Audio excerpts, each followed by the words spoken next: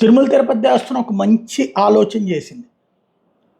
రేణిగుంటలో ఉన్నటువంటి ఎయిర్‌పోర్ట్ ఏదైతే ఉందో దానికి శ్రీవారి పేరు పెట్టాలని. అది ఆ ప్రతిపాదనని కేంద్రానికి పంపిస్తామని. కేంద్రంలో ఎట్లాగూ పౌర విమానయాన శాఖ మంత్రి మన రామ్మోహన్ నాయుడే ఉన్నారు. కాబట్టి ఆ ప్రపోజల్ ఈజీగా జరగచ్చు. అది వెంకటేశ్వర స్వామి పేరు పెడతారా? లేకపోతే తిరుమల తిరుపతి దేవస్థానం తిరుమలకి ఇది శ్రీ వెంకటేశ్వర విమానాశ్రయం అని పెడతారా? లేకపోతే గోవింద విమానాశ్రయం అని పెడతారా? లేకపోతే తిరుమల వెంకటేశ్వరాది పెడతారా? ఇది ప్రపోజల్ అన్నటువంటిది ఫైనల్ చేయాల్సి ఉంది. నెంబర్ 1.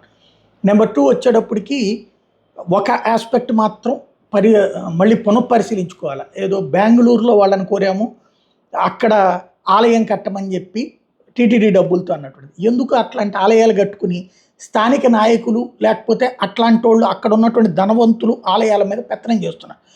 చెన్నైలో ఏం జరుగుతోంది? చెన్నైలో టీటీడీకి సంబంధించినటువంటి ఆలయం, అట్లాగే ఇతర ఆలయాలు అక్కడ ఉన్నటువంటి లోకల్గా వెళ్తుంది.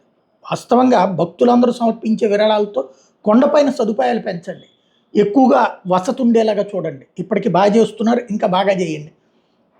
అనవసరంగా శ్రీవారి డబ్బులు తీసుకెళ్ళి అక్కడెక్కడో గుళ్ళని కట్టద్దు. అక్కడ గుళ్ళు కట్టండి. ఎవరికి?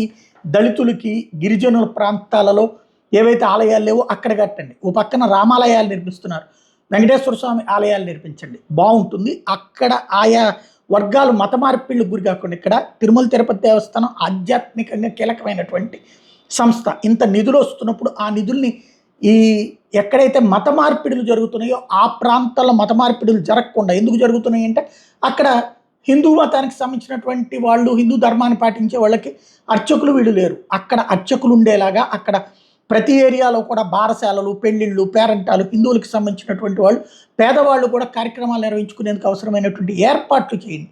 అది జీవితకాలం గుర్తుపెట్టుకుంటారు.